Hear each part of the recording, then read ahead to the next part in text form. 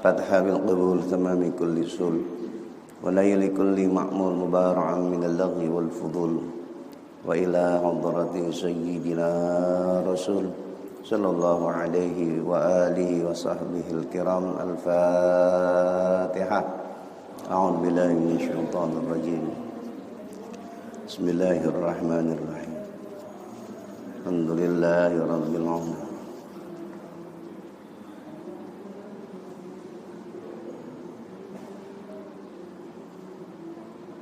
صراط الذين أنعمت عليهم.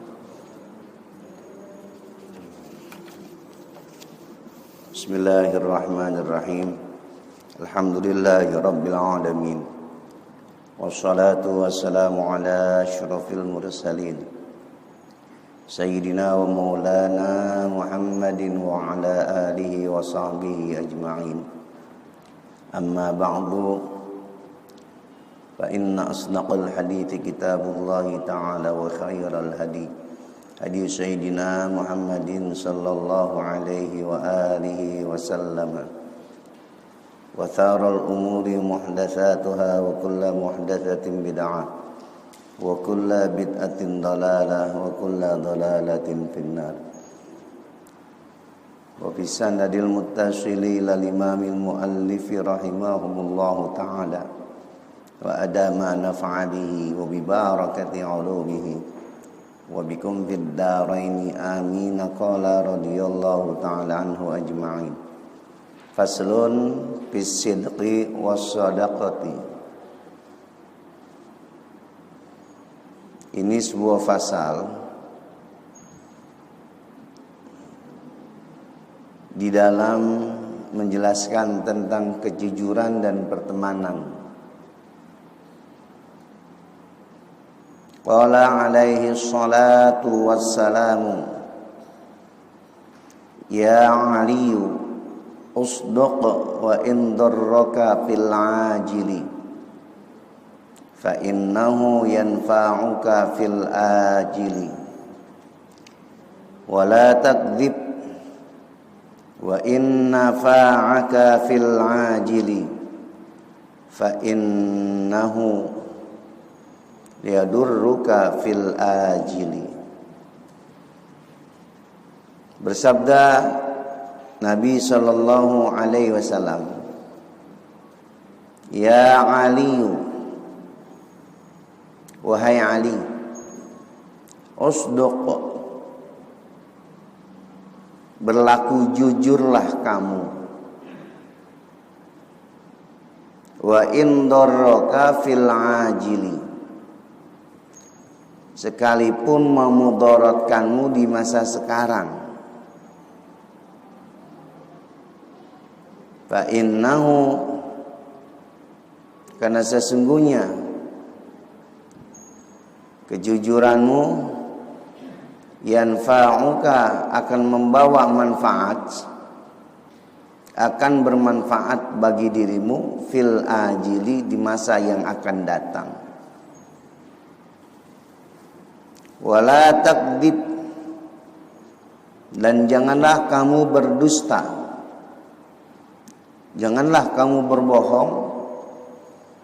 Wa in nafa'aka fil ajili, sekalipun bohong itu membawa manfaat untukmu di masa sekarang. Tapi ingat, fa innahu yadurruka fil ajili, maka sesungguhnya bohong itu akan memudaratkan dirimu di masa yang akan datang. Hadirin hadirat sekalian, dari sabda ini, dari pesan Nabi kita Muhammad sallallahu alaihi wasallam ini jelas betapa yang namanya kejujuran itu modal utama. Memang kadang kejujuran itu berdabang pahit, ya, apalagi kalau kejujuran itu berada dalam satu lingkaran di luar orang-orang yang nggak jujur. Yang jujur ditendang tuh, yang jujur ditendang-tendangin, ya. Satu contoh, ini diajak bohong nih Diajak bohong rame-rame 5 orang. Yang satu nggak mau karena dia bertahan dengan kejujurannya. Dalam satu kantor taruh, dalam satu perusahaan, ini yang 4 akan berusaha buat nendang yang jujur ini gimana caranya. Kan mudarat tuh saat itu tuh. Buat yang jujur mudarat. Tetapi nanti pada saatnya bila mana kejujuran itu terbuka, kebohongan itu terbuka, baru yang jujur kelihatan. Jadi sekalipun kejujuran itu memudaratkan di masa sekarang, tapi ingat akan membawa manfaat di masa yang akan datang. Sebaliknya, kalau kita bohong, iya memberi manfaat saat kita berbuat bohong, saat orang kita bohongin. Tapi manakala kebohongan kita terbongkar, malu nggak? Malu, ya, udah malu, muka mau ditaruh di mana? Harga diri jatuh. Kalau kebohongan kita terbongkar, oh ternyata kemarin bohong dia. Ya, jadi waktu bohongnya aja manfaat buat dirinya. Ya Ali, man kathura dhunubuhu dhahaba bahauhu. Wahai Ali, barang siapa yang banyak dosanya, sirna kewibawaannya. Orang gak punya wibawa, tandanya orang banyak dosa. Ya. Tapi sebaliknya, orang kalau yang gak ada dosanya, lihat wibawa bawaannya. Orang segan, selalu menghormati. Kelihatan, dari bawaan dirinya aja kelihatan. Ya Ali, alaika bisidqil hadith wa hifzil hadith wa hifdzil amanati wa sagha'in nafsi wa iffatil batni. Wahai Ali, biasakanlah dirimu dengan tutur yang jujur, dengan benar dalam berkata, wa hifdzil hadis, dan pelihara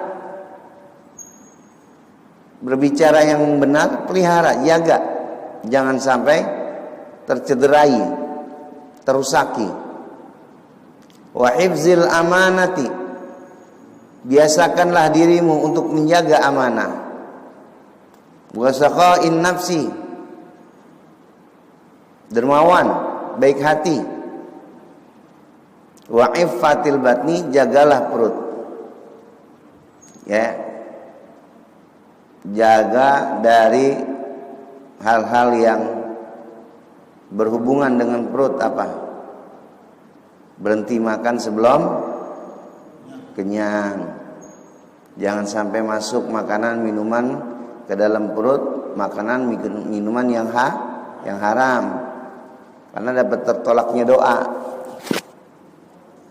Ya Ali, bi'sas sadiqi alladhi yukassiru fi sadqihi wa yubshi sirrahu. Wahai Ali, seburuk-buruk teman alladhi yukassiru fi sadiqihi, yang membuat teledor temannya. Seburuk-buruk teman kalau membuat teledor, lalai temannya sendiri. Nah, bila mana itu terjadi pada diri kita dan merasa kita kita merasa diteledorin sama kawan kita, jangan lagi berteman dengan dia.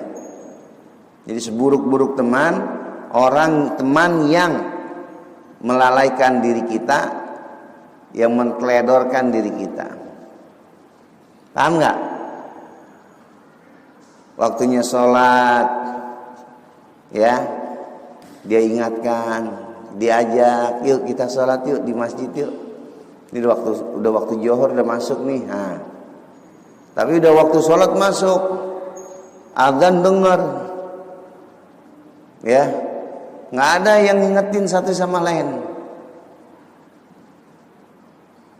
Mohon maaf nih, biasanya lagi mancing nih. Kalau lagi mancing tuh, ya, asik, keasikan mancing, satu sama lain nggak ngingetin. Mestinya ada, bukan nggak boleh mancing, boleh. Mestinya ada yang ngingetin. Yuk kita sholat Zuhur dulu yuk. Jangan bikin temen yang lain kan jadi teledor. Atau kita yang ngajak teman kita sholat yuk, tinggal dulu. Nah. Atau lagi jalan kemana nih, nah, suruh singgah dulu waktunya sholat. Jangan jalan terus, jangan bablas terus. Tuh seburuk-buruk teman.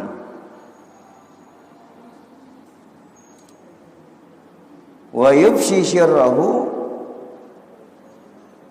dan dia disebarkan kejahatannya. Ya Ali, alfu sadiqin qalilun wa aduun wahidun kathirun.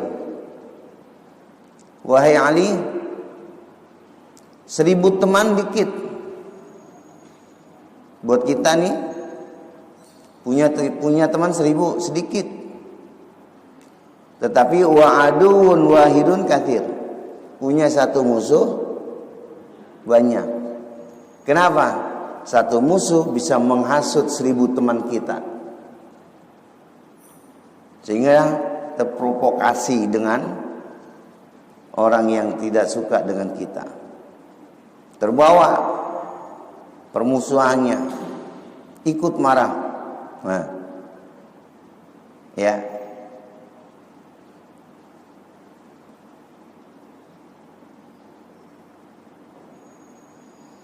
Ya Ali, lis-sadaqati alamatun ayyaj'ala malahu duna malika wa nafsahu duna nafsika wa irdahu duna irdika. Wahai Ali, bagi pertemanan itu ada 3 tandanya. Ya, teman yang setia, teman yang jujur, teman yang baik dalam pertemanan. Ayyaja'alahu, bahwa menjadikan hartanya duna malika, pada selain hartamu. Punya mobil, kita butuh, lalu kita bilang, bang, saya pinjemnya mobilnya, pakai. Silakan, ya, diberikan, ya, pinjaman. Punya motor, bang, boleh nggak saya pakai motor abang? Saya perlu nih, mau ke satu tempat mendesak. Oh, silakan, tanpa pikir panjang. Karena ada, mohon maaf, ngaku temen, tapi begitu dipinjemin barangnya susah. Punya motor, pinjemin bentar, mau mana? Mau ke apotik, mau nembus obat buat istri. Oh jangan, mau pakai. Padahal mah ngejogrog aja tuh motor. Coba kalau dikasih, pahala nggak? Pahala. Daripada nggak dipakai kan. Makanya bisa membedakan mana teman yang baik, mana yang nggak baik di situ. Wa nafsahu duna nafsika, dan dirinya selain dirimu. Artinya kalau dia cinta dengan orang lain sebagaimana dia mencintai dirinya sendiri. Ya, dia baik sama orang lain, baiknya sama sebagaimana dia baik terhadap dirinya sendiri. Wa irdahu duna irdika. Begitupun kehormatannya, ada selain kehormatanmu. Jaga, ya, kita menghormatin teman kita sebagaimana kita menghormati diri kita sendiri. Faslun fit taubati, ini satu fasal di dalam membahas tentang taubat. Qala alaihi salatu wassalamu, ya Ali, la taubata littaibi hatta yaghsil batnahu minal harami bitibi kasbihi. Bersabda Nabi sallallahu alaihi wasallam, ya Ali, la taubata, tidak ada tobat, littaibi, bagi orang yang tobat. Artinya tobatnya nggak diterima. Hatta yaghsila batnahu, sampai orang yang tobat itu membersihkan perutnya, minal harami, dari perkara yang haram, biti bikasbihi, dengan bagus usahanya. Artinya salah satu tobat, ya, bentuk orang yang tobat, yang diterima tobatnya, perutnya nggak dikasih lagi makan makanan yang haram. Jangan sampai ada makanan minuman yang mandek di perutnya. Kedua, tanda diterimanya orang yang tobat, dia tidak lagi melakukan sesuatu yang haram. Melakukan sesuatu yang haram, entah itu mencuri, nyolong, begal, nipu, dan lain sebagainya. Nah, dia tinggalin semua. Tanda diterimanya tobat orang yang tobat. Kalau ada orang ngaku tobat, tapi masih doyan korupsi, masih doyan nyuri, masih doyan, nah, belum diterima tobatnya. Itu tandanya. Ya Ali, idza lam yakunil alimu taqiyan, dhallat mau'idatuhu ala qulubin nas, kama yazilul qatru ala ba'din na'ami was-safa. Wahai Ali, tidaklah menjadikan orang yang alim taqiyan, sebagai orang yang bertakwa. Artinya orang yang alim, paham ilmu agama, ngerti seluk-beluk ilmu agama, harus takwa. Jelas? Kalau cuman alim doang, takwa enggak. Ya, itu maksudnya. Zallat mau'izatuhu, niscaya menjadi gelap nasihatnya, ala qulubin nas, di atas hati orang-orang. Artinya kalau ada orang alim nih yang nggak bertakwa, kalau dia nasihatin orang, siap-siap jangan marah kalau nasihatnya nggak akan diterima. Bisa jadi kalau nasihatin orang masuk kuping kanan, keluar kuping masih mending, namanya dia yang lewat. Yang repot kalau masuk kuping kanan, keluar kuping kanan lagi, namanya mental, kagak diterima tuh nasihat. Gak usah jauh-jauh dah, gak usah jauh-jauh. Saya ngasih gambaran, kita orang tua nih, kita nasihatin anak kita, gak kena. Asal dinasihatin, galakan dia. Asal dikasih tahu, marahan dia. Kita sebagai orang tua kesel nggak? Kesel nggak? Lo kesel banget. Bagaimana dengan orang yang alim? Taruh ustadz, kiai. Kalau umpama nasihatnya nggak didengar sama jamaahnya, nggak didengar sama pengikutnya, apa nggak jadi kesel? Makanya biar didengar salah satunya harus takwa. Karena tanda takwa itu berarti orang itu telah takut benar kepada Allah. Kama yazilul qatru ala baidin na'am wasafa. Sebagaimana ya Yazillul qatru, menaungi tetesan hujan di atas sebuah telur pesofani. Ya Ali, idza mada 'alal mu'mini arba'una sabahan.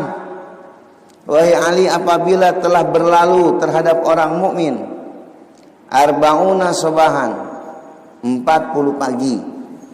Apabila telah berlalunya 40 pagi terhadap orang mukmin, selama 40 pagi atau 40 hari dah ya, di pagi hari, walam yujalisil ulama, orang mukmin tidak duduk bersama ulama. Makanya kalau bisa nih, jangan sampai kita melebihi 40 hari atau 40 pagi tidak hadir di majelis ilmu. Kenapa? Qasa qalbuhu, hati kita akan keras. Ya, jauh dari nasihat ulama, nggak ada hikmah yang kita dapat, sehingga membuat hatinya keras. Hati keras itu kemarin sudah kita bahas ya. Kalau dinasihatin nggak terima, kalau dikasih tahu pura-pura pintar.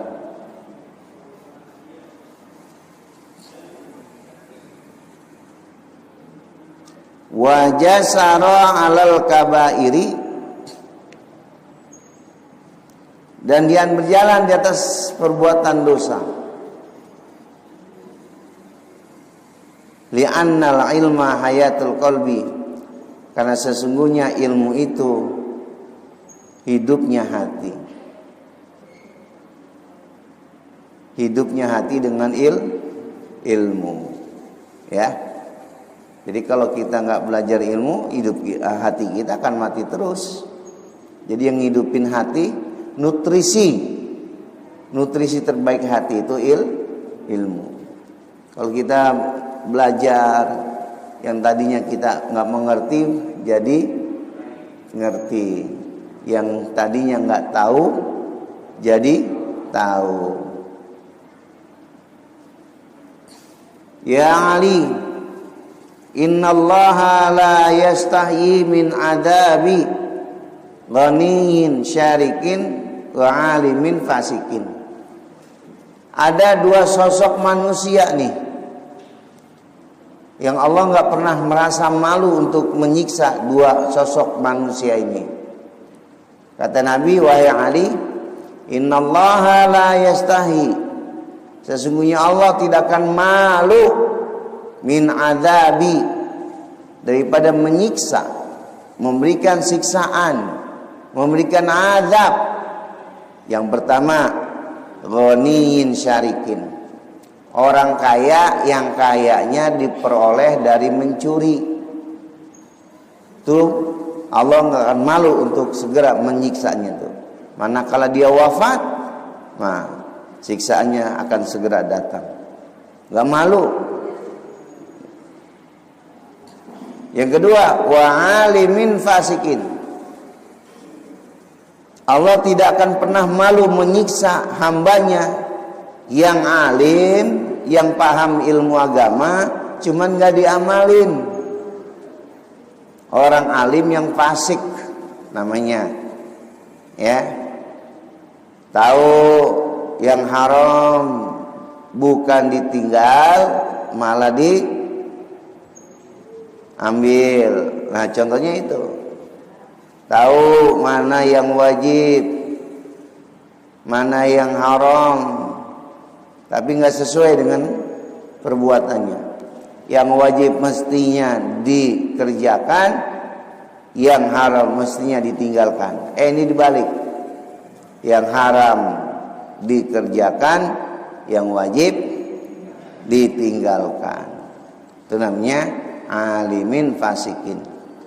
Ya, jadi umum siapa aja tahu, ya, tetapi nggak dilaksanakan. Tahu puasa wajib, cuman tidak dilakukan. Nah, tahu kalau nggak puasa dosa, cuman nggak dilakukan. Nah, pahalanya akan lebih berat, lebih besar dibandingkan orang yang nggak tahu.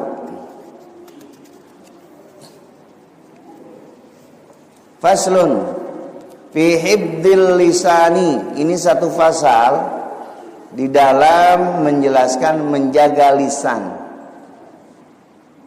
Ini puasa nih, Bu, bukan hanya sekedar menahan haus dan lapar. Yang kita puasain bukan hanya mulut, juga bukan hanya hawa nafsu, juga bukan karena perut. Ya, bertahap. Makanya kalau kita baca Ihya Ulumuddin, Imam Al-Ghazali membuat tiga teori kedudukan puasa. Teori pertama, puasanya orang awam yang hanya sekedar puasanya menahan haus dan lapar saja. Puasanya cuman yang dijalanin haus sama lapar saja. Artinya selain haus sama lapar aja udah dia nggak lakukan, sehingga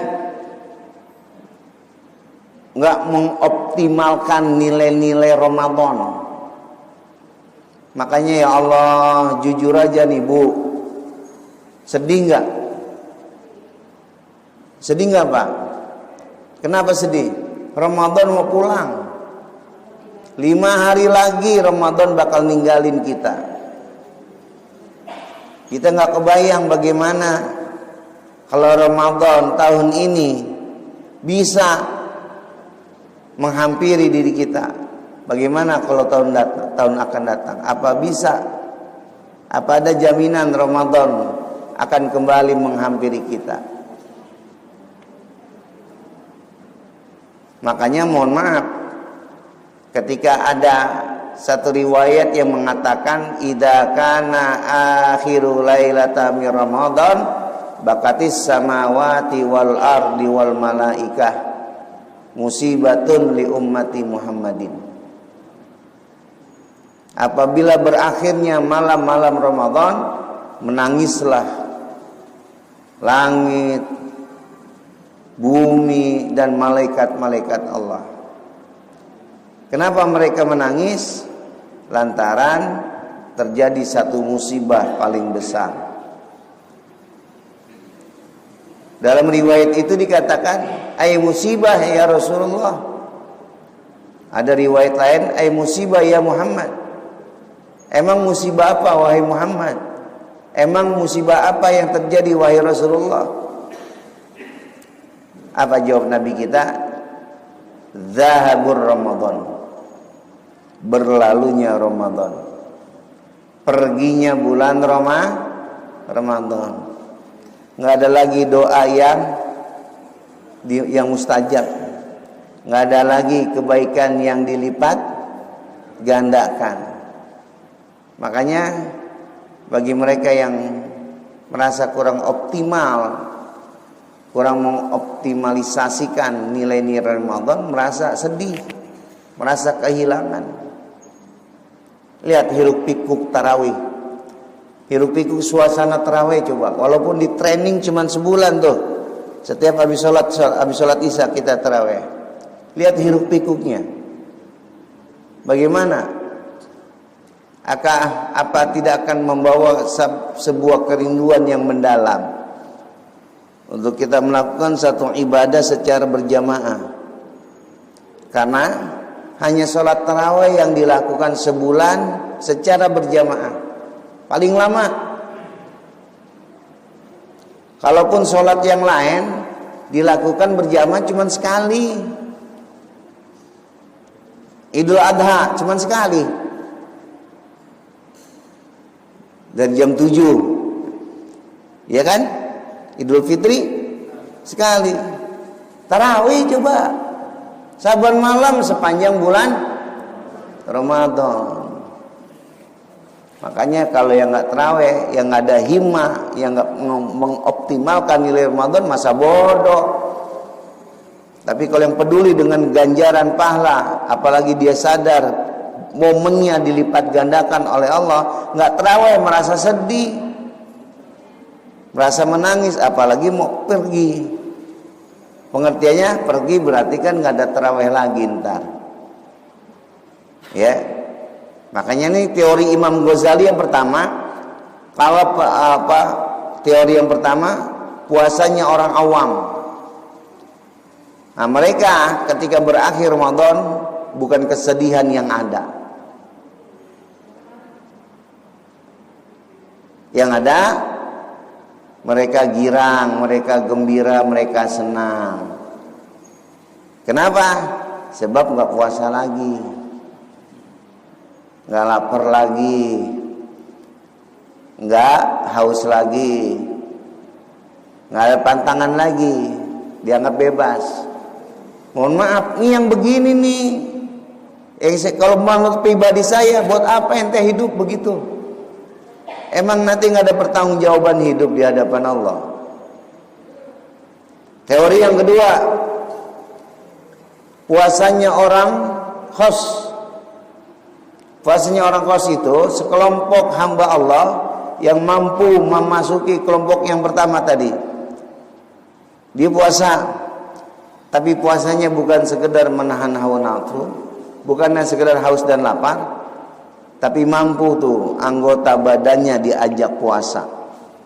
Ini puasanya orang khos. Bukan hanya mulutnya, telinganya ikut puasa, matanya ikut puasa, mulutnya ikut puasa.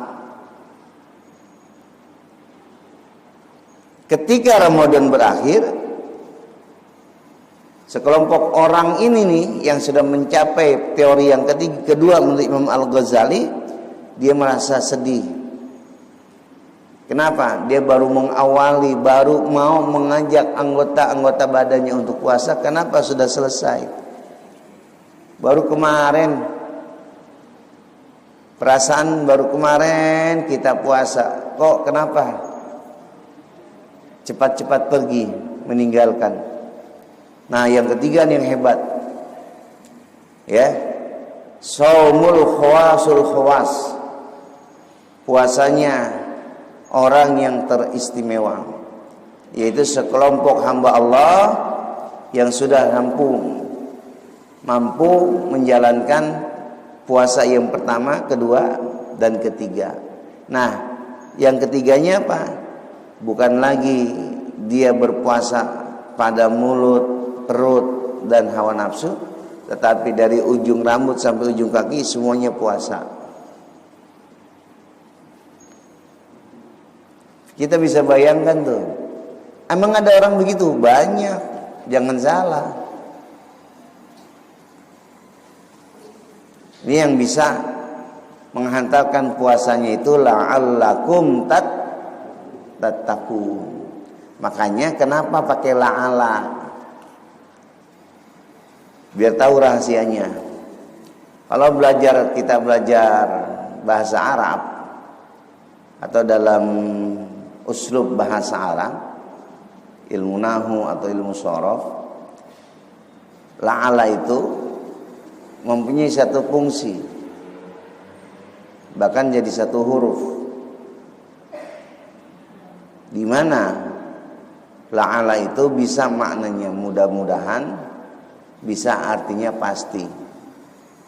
Nah, antara kalimat mudah-mudahan dengan pasti itu dikembalikan lagi pada orang yang menjalankannya, tergantung orang yang melaksanakannya. Jelas nggak? Kalau benar-benar nih orang yang beriman berpuasa di bulan Ramadan, benar-benar seperti dalam konteks hadis, imanan wahtisaban, ghufira lahu ma taqaddama min dzambika wa ma ta'akhkhar. Kan konteksnya begitu. Barang siapa yang puasa di bulan Ramadan, pertama karena iman, sadar sebagai orang beriman, terikat dengan peraturan, diikat oleh satu peraturan yang mana peraturan itu harus dijalanin, nggak boleh dilanggar, sehingga dia beranggapan puasanya itu bukan karena paksaan, bukan karena ketidakenakan, tapi semata-mata karena iman, panggilan iman. Mohon maaf, kan ada orang yang puasa sampai sekarang karena nggak enak. Gue mau nggak enak nggak puasa, orang istri gue pada puasa, anak pada puasa, masa gue nggak puasa? Jadi puasanya karena kagak enak. Yang kedua, imanan wahtisaban. Puasanya karena apa? Karena menghadap ridha Allah. Yang dicari ridha Allah. Dengan puasa, ya, ia berharap akan ridha Allah. Udah, nggak ada apa-apa, nggak ada sesuatu yang diharapkan oleh orang yang berpuasa kecuali hanya ridho dari Allah. Itu aja. Orang yang berpuasa tidak mengharapkan surga. Tidak pula kalau dia nggak puasa karena lantaran takut neraka. Bukan. Kan nggak sama sama kita. Selama ini kita sholat karena lantaran apa? Ayo jujur, Bu, kita sholat selama ini kenapa? Lantaran apa? Lantaran pengen masuk surga. Kita sholat 5 waktu lantaran kita takut sama neraka. Itu kan bukan karena ridha Allah. Padahal kalau yang kita cari ridha Allah, yang kita dapat ridha Allah, beres sudah. Nggak usah pakai minta masuk surga. Kalau ridha Allah ada, langsung dimasukin. Nggak usah pakai minta. Ini kekurangan kita kan begitu. Kita sedekah, ya, yang kita lakukan, yang kita niatkan apa? Biar gantinya lebih banyak, biar balasannya lebih banyak. Salah, betul sih. Karena Nabi pernah bilang bal yazdad, bal yazdad, bal yazdad. Didoain sama Nabi, orang yang sedekah tambah lagi ya Allah, tambah lagi, tambah lagi. Ya. Tapi kan bukan ke situ arahnya. Intinya nih, kalau saya menyarankan apapun yang kita lakukan, cari ridho Allah. Raih ridho Allah. Sebab dengan ridho Allah itu nanti kita akan mendapatkan sesuatu apa aja yang kita inginkan dari Allah tanpa kita minta. Ya. Nah, ini yang ketiga nih lebih sedih lagi. Teori yang ketiga ini ke orang makomnya sudah sampai dalam derajat puasanya seperti ini, ketika Ramadan berakhir, ya, itu dari 10 terakhir tuh. Dari 10 terakhir Ramadan mereka sudah menangis.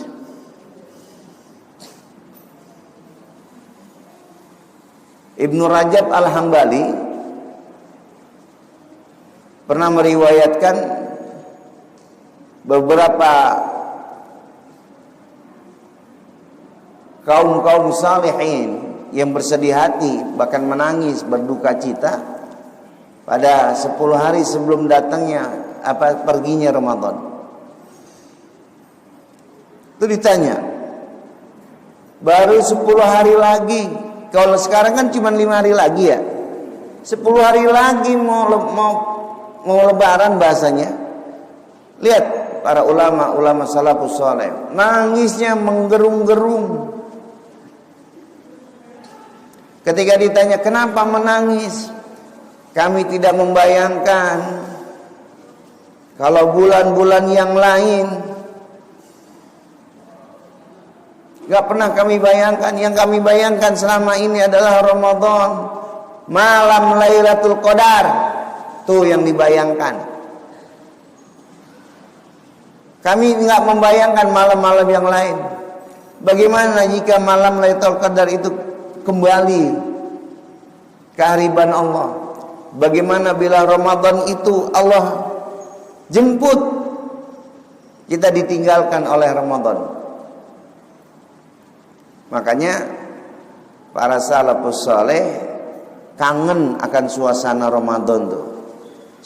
Suasana iktikaf, suasana tadarus, suasana mengalunkan ayat-ayat suci Al-Quran, suasana salat tarawihnya, salat qiyamul lailnya, itu yang dilakukan oleh ulama saleh. Sehingga mereka ketika Ramadan itu akan berakhir, mereka menangis sebagaimana menangisnya langit, bumi dan malaikat Allah. Faslun fi hifdzil lisan, ini satu pasal di dalam menjelaskan menjaga lidah. Qala alaihi salatu wassalam, bersabda Nabi sallallahu alaihi wasallam, la tu'ayyir ahadan bima fihi, janganlah kamu menghina seseorang dengan apa yang ada pada dirinya. Mencemoohkan seseorang, bila ada pada dirinya sesuatu, jangan dihina, jangan dicubir, ya, jangan dicemoohkan. Kalau ada sesuatu itu bentuknya kekurangan, ya, ketidakbaikan, ketidakbagusan, jangan dicibirin.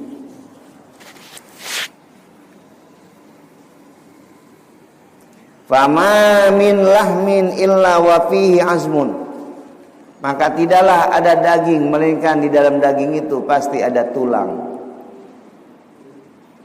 Wala kafarata lil ghibati, dan tiada pengampunan dosa bagi ghibah. Enggak ada pengampunan dosanya.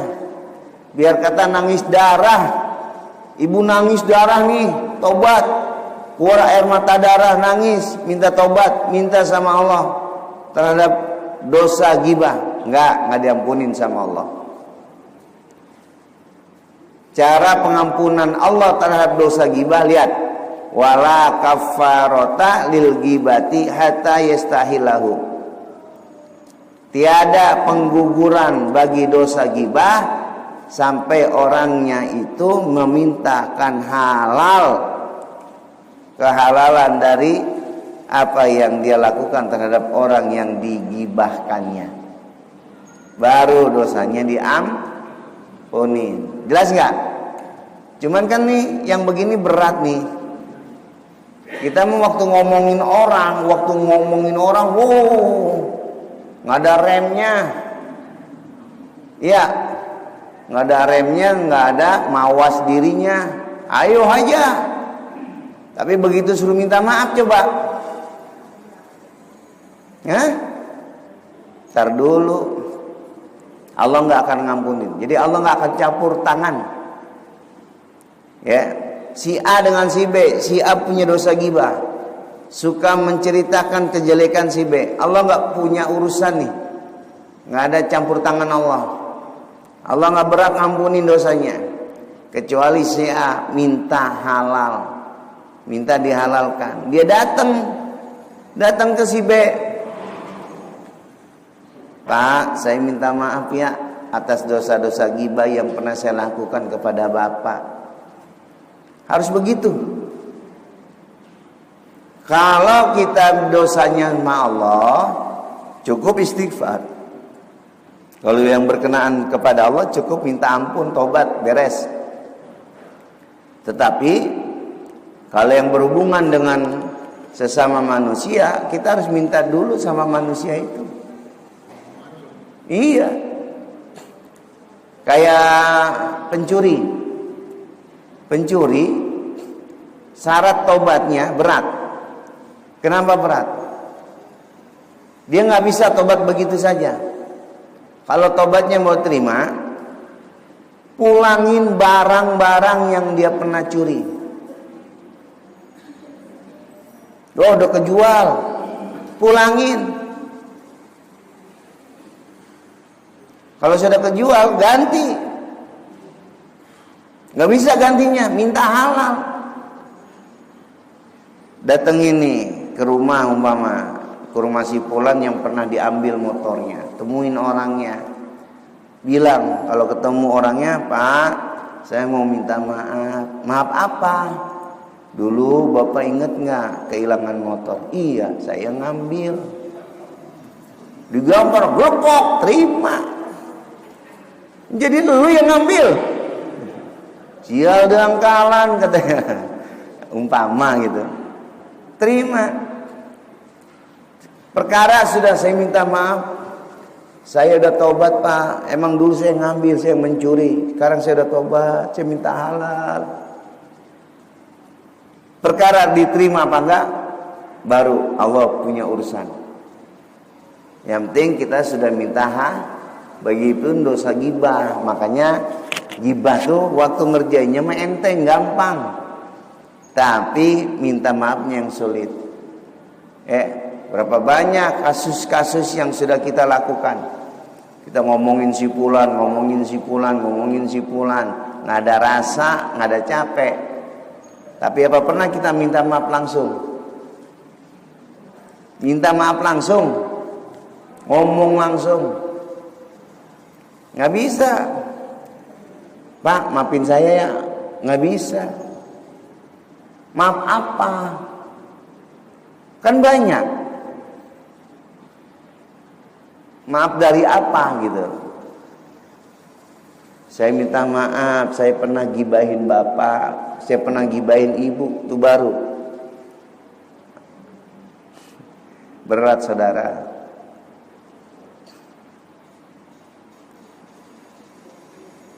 Au yastaghfir lahu. Nah, solusi kedua. Kita pernah nyeritain si Fulan, jelekin si Fulan, si Fulannya udah meninggal.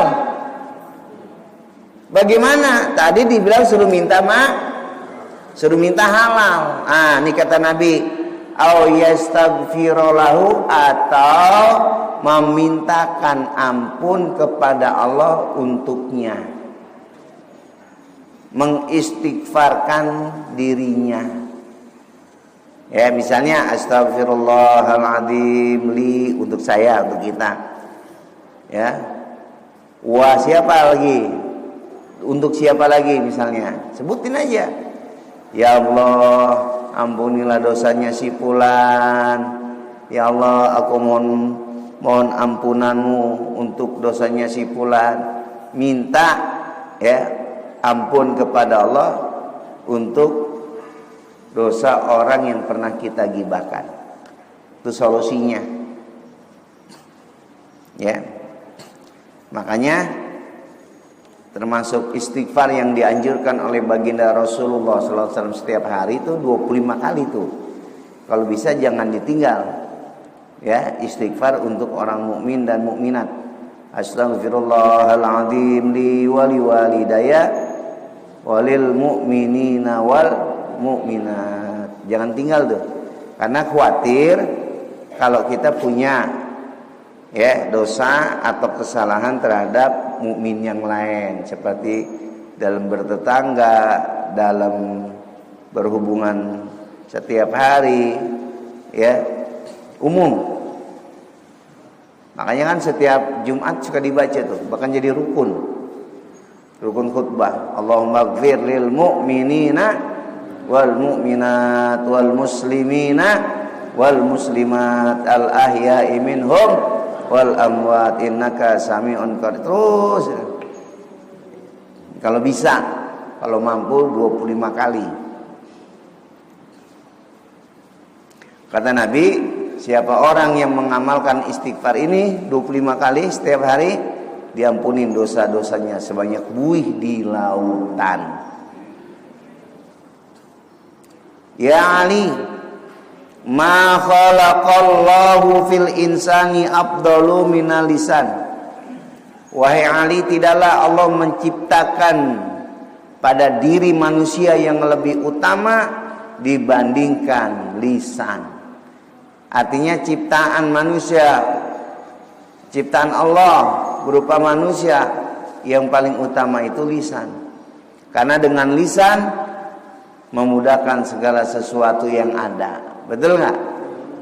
Sekarang muka cakep, hidung mancung, nggak bisa ngomong. Orang deketin nggak? Ini ada cewek cakep panjang nih, montok, cuman nggak bisa ngomong. Mau nggak? Hah? Mikir dulu. Kalau saya mah nggak mau, lah repot ngomongnya, nggak bisa ngomong. Nah. Atau ibu gini, ya, ini ada laki-laki nih ganteng, gagah, keren, duit banyak, nggak bisa ngomong, mau nggak? Mata duitan itu mah, matre, matre namanya. Karena lisan ini kan penyambung untuk memudahkan segala sesuatunya. Kalau umpama sakit aja, sakit. Kalau dia bisa ngomong kan, dia akan cerita apa yang dirasain, apa yang dikeluhin. Nanyanya enak.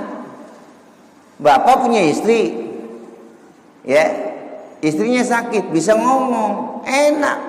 Coba punya istri nggak bisa ngomong, atau bisa ngomong nggak ngomong dah, nggak mau ngomong gitu, sakit. Tanyain emang apa yang dirasa, meneng aja, diem aja, diam 1000 bahasa. Kesel nggak? Kesel nggak? Kesel. Nanya kan biar ada solusi. Emang rasanya apa? Yang dirasain apa? Bagaimana? Ya, ayo kita ke dokter, cari obatnya, cari solusinya, sama-sama bisa terpecahkan solusi. Nah kalau diajak ngomong kagak bisa ngejawab, atau diajak ngomong nggak bisa ngomong, gimana coba? Nggak ada solusi. Orang bisu, orang gagu tuh yang dinamakan itu, ajak deh ngomong coba, nggak bisa. Ya, buat solusi itu nggak ada.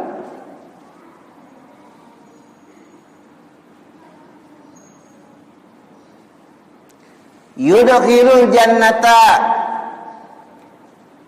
sabab masuk orang bisa masuk surga sabab lisan. Wa yudkhilun nara, begitupun manusia bisa masuk neraka sabab lisan. Tinggal gimana kita nih, ya. Makanya lisan sekalipun tidak bertulang bisa membawa manusia ke dalam surga, bisa membawa manusia ke dalam neraka. Dengan demikian kita paham dong. Oh, kalau begitu lisan harus berkata yang baik-baik. Jangan kasih lisan untuk mengatakan sesuatu yang tidak baik, sesuatu yang bisa membawa ke dalam neraka. Contohnya apa? Yaquluna ma la ya'ni. Contohnya, berbicara seperlunya, ngomong secukupnya.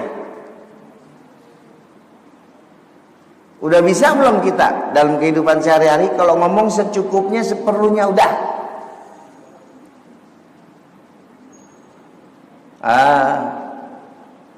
Udah bisa belum? Belum. Apalagi kalau udah ngongkok.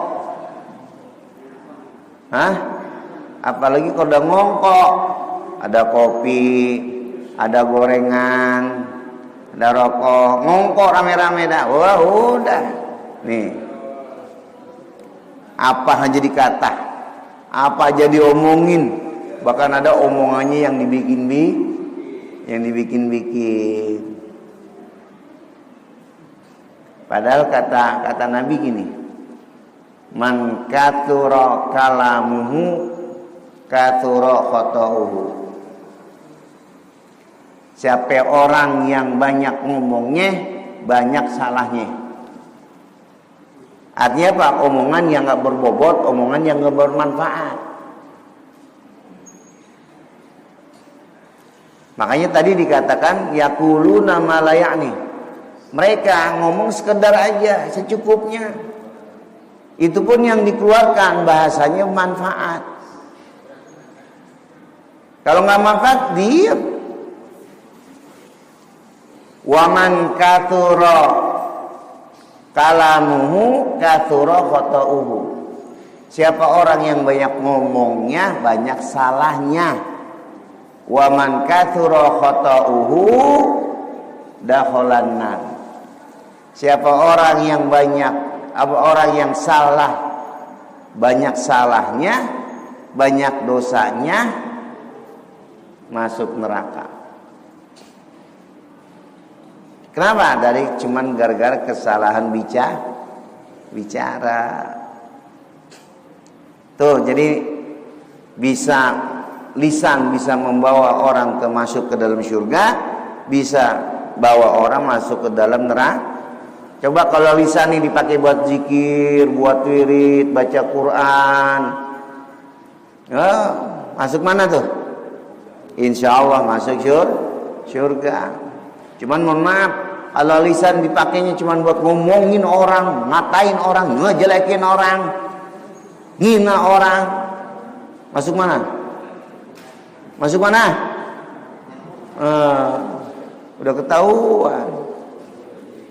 Fasjunhu, maka penjaralah olehmu lidahmu. Artinya kalau ngomong secukup seperlunya aja. Nggak perlu nggak ada yang diomongin, yang nggak perlu diomongin jangan diomongin. Fa innahu qalbun akur, karena sesungguhnya lisan. Kalau udah ngomong nggak mau berhenti, seperti anjing yang menggonggong. Ini lidah kalau udah ngomong seperti anjing yang menggonggong, pengen terus aja ngomong. Ya Ali, la tal'an musliman wala dabatan fatarji al-la'natu alaik. Wahai Ali, janganlah kamu mencela, melaknat seorang muslim. Nggak boleh. Ya, ngatain orang muslim, mencaci orang muslim, nggak boleh. Apalagi dengan bahasa binatang. Ya, mohon maaf, ini mah contoh nih. Sering kan kita dengar kalau ada orang muslim lagi emosi, lagi marah, lagi berantem, bahasa binatangnya keluar ya. Apa contohnya? Monyet lu, anjing lu, yang jelek-jelek. Ya, yang jelek-jelek.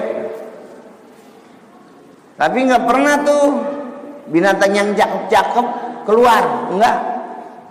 Binatang yang hina derajat martabatnya menurut pandangan manusia itu yang keluar. Anjing lu, monyet lu, babi lu. Mohon maaf, ini contoh. Ya kan? Begitu enggak? Nah. Tapi pernah enggak ada yang bilang ayam lu, kucing lu? Pernah? Enggak. Kenapa? Karena mohon maaf, ayam, kucing enggak terlalu hina dibandingkan anjing, dibandingkan monyet. Oh begitu. Ya kan contoh saya bilang mah. Cuman kan saya mendek begini. Ya. Jangan. Kalau kita mengatakan muslim dengan laknat binatang, berarti kita melaknat ciptaan Allah. Allah ada ciptaan si fulan nih cakep, ada hidung, ada kuping, ada rambut. Allah yang nyiptain, kita bilang begitu. Kan beda. Nggak sama. Ya, sama yang tadi bahasa dikata-katakan tuh, diucapkan nggak sama. Waladabatan, begitu juga nggak boleh. Mencaci binatang nggak boleh. Mencaci, mencela binatang nggak boleh. Muslim aja nggak boleh. binatang juga nggak boleh. Ya, nggak boleh. Yuk kebanyakan tuh kucing, ibu lagi jemur ikan asin. Nggak sadar ikan asinnya dicomot sama kucing. Ya, begitu ngeliat kucing lagi asik aja. Ya, asik ngerogotin ikan asin ibu yang dijemur. Ibu lihat tuh, kadang-kadang mohon maaf, sumpah serapahnya kepada binatang sama tuh. Sialan kucing, mau mampus, sial dangkalan. Kucing dikata gitu, ngerti juga kagak. Hah? Dengar gak tuh kucing? Dengar, ngerti gak? Nggak, kagak. Dia sambit, pakai sendal, pakai batu, dikejar-kejar. Sampai sumpah tuh, sampai sumpah serapah. Lihat, fatarji al-laknatu alaika. Maka laknatan itu akan kembali kepada dirimu, diri kita. Zahirnya kita ngatain orang, zahirnya kita ngatain binatang, tapi hakikatnya itu kembali kepada diri kita masing-masing. Na'udzubillah min dzalik. Cukup ya sampai sini, karena ini Jumat terakhir ya, kemungkinan Jumat yang akan datang kita sudah tawakufan ya, sudah nggak mengaji lagi, kita istirahat sementara karena dalam keadaan Lebaran, dalam keadaan Syawal. Tapi insya Allah nanti ya, kalau ada kesempatan bisa kita buka kembali, dan kita berharap tentunya segala aktivitas ibadah kita termasuk ta'lim kita diterima oleh Allah Subhanahu wa taala. Ya.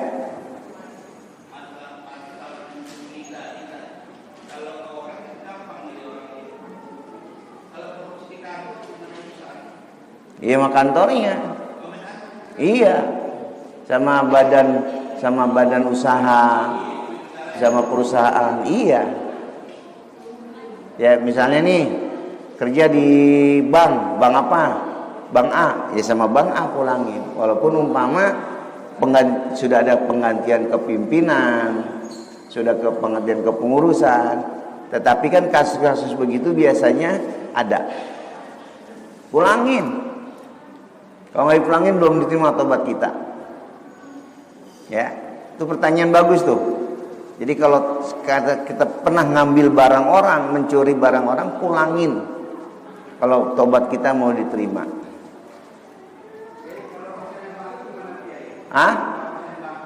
Apa? Minta ikhlas, minta ridho. Minta ridho. Ya, kayak tadi kasusnya maling. Udah nggak punya apa-apa dah, udah habis-habisan. Mau ganti nggak punya uang. Nggak ada uang. Jangankan buat ganti, buat sehari-hari aja repot, susah, sulit. Bilang. Nah, baru tuh Allah punya campur tangan. Kalau kita sudah mengatakan kejujuran itu, Allah baru punya campur tangan.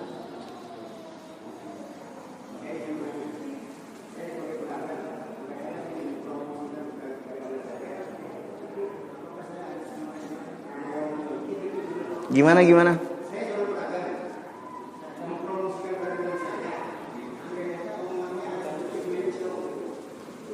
Nggak boleh. Iya, walaupun sedikit jangan.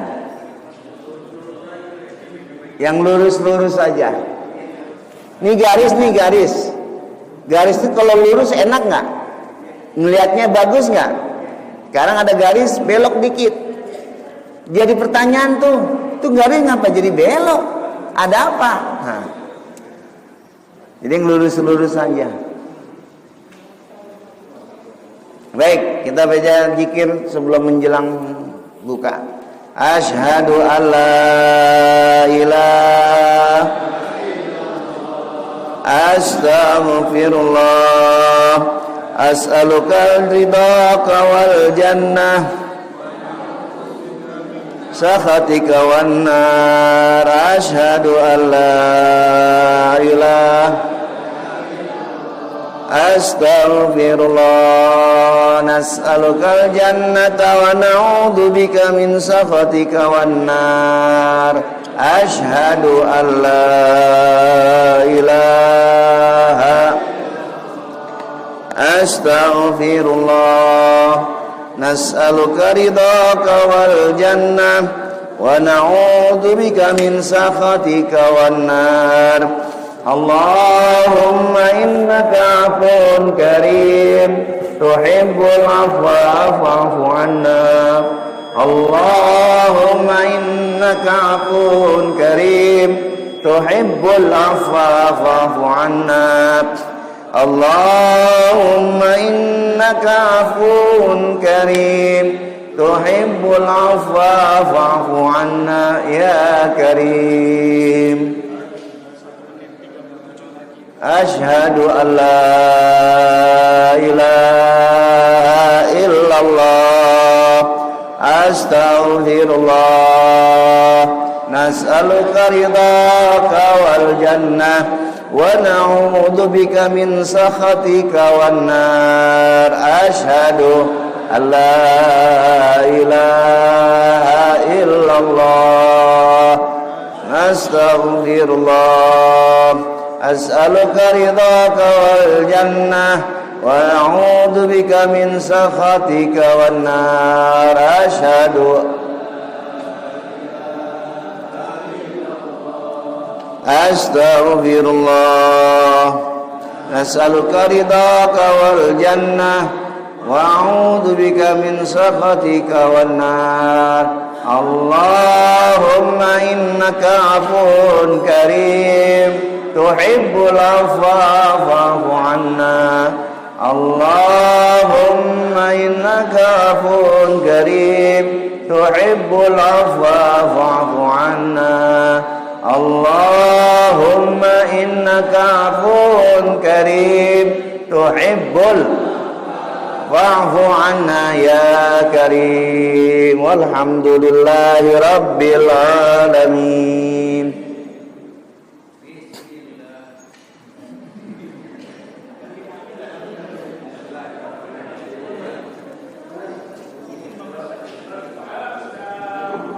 Udah, ayo.